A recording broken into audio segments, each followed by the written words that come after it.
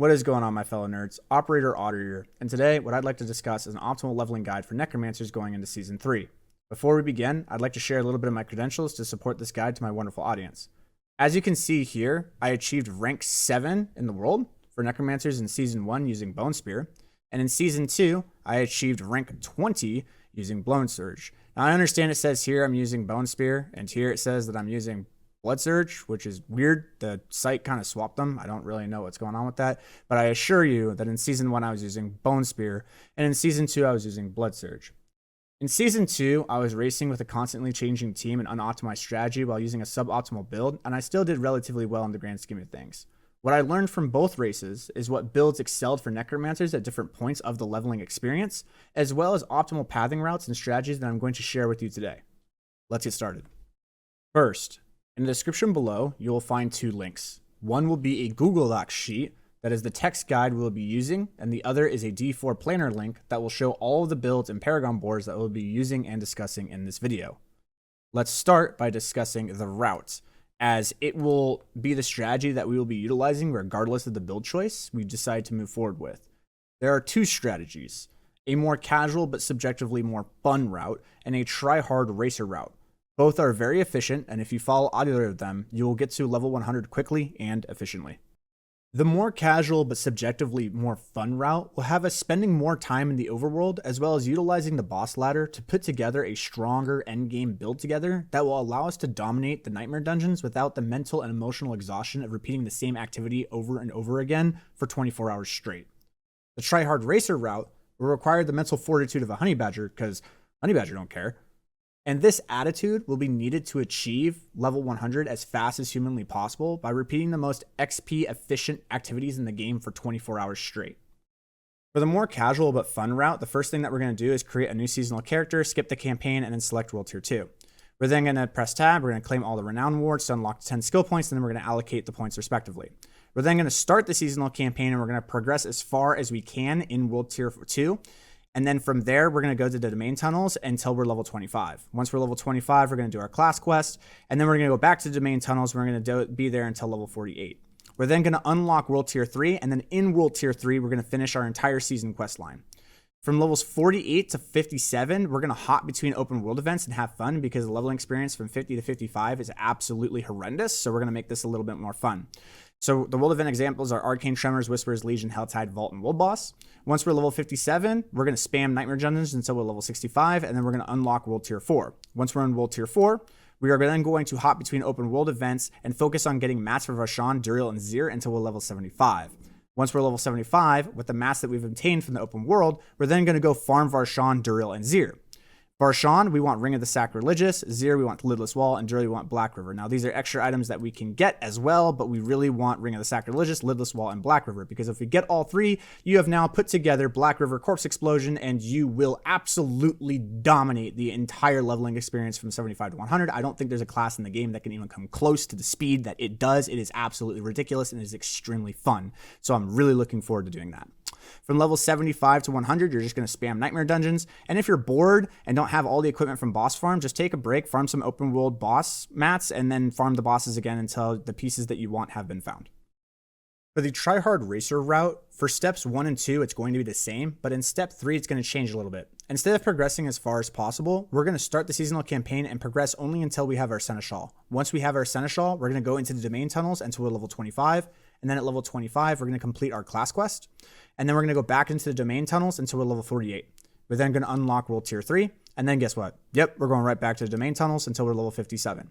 Once we're level 57, we're going to complete one Whisper. We're going to turn it into the tree to obtain one Nightmare Dungeon Sigil. And then we're going to do Nightmare Dungeons until we're level 65. Once we're level 65, we unlock World Tier 4. And then we're going to do Nightmare Dungeons until we're level 100. No joke.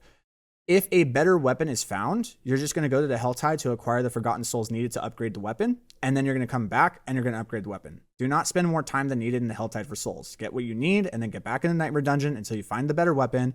And then go back to the Helltide and get what you need for the Forgotten Souls to upgrade your weapon. And then get right back into Nightmare Dungeons and just rinse repeat until you're level 100.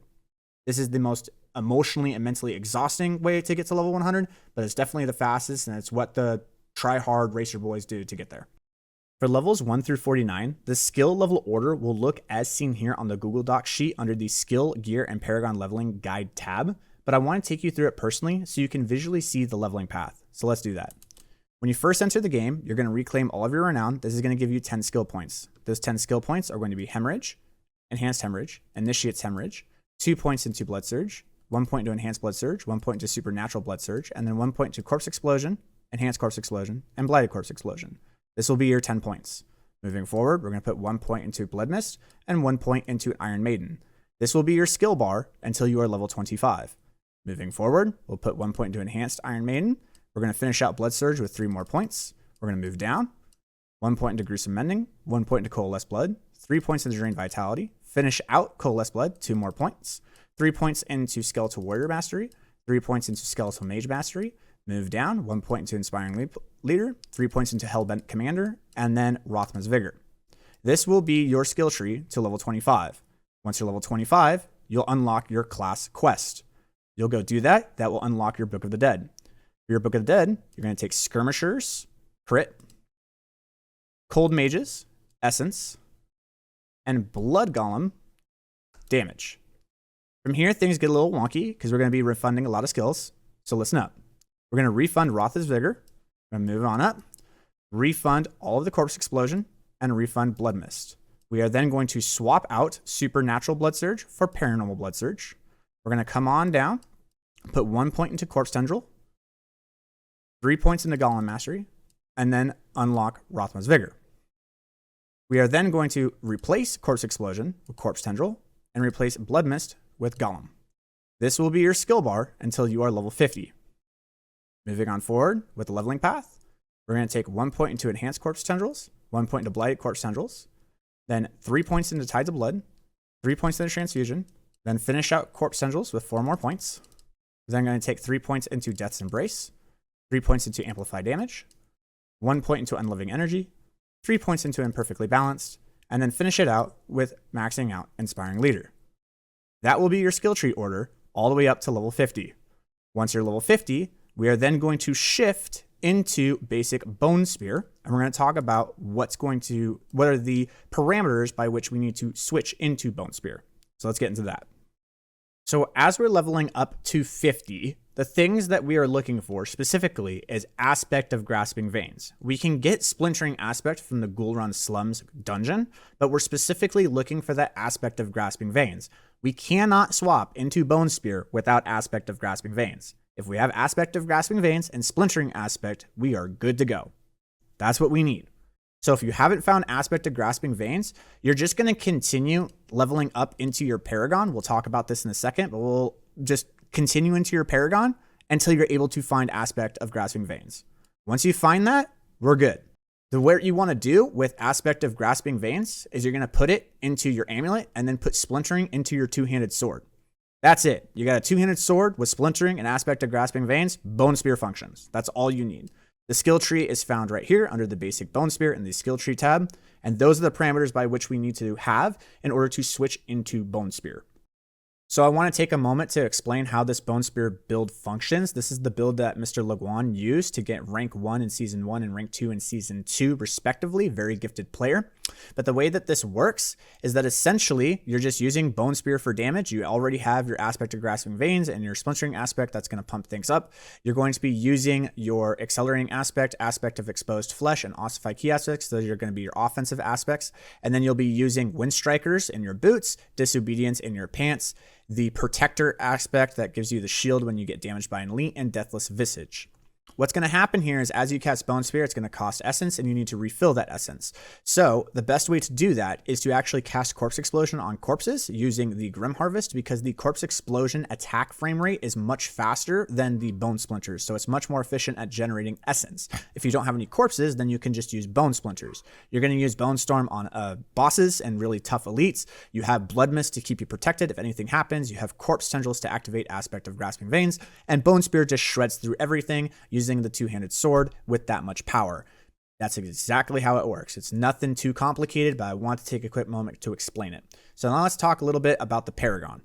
Alrighty, let's talk Paragon. So this is going to be under the basic Bone Spear level 5100 tab.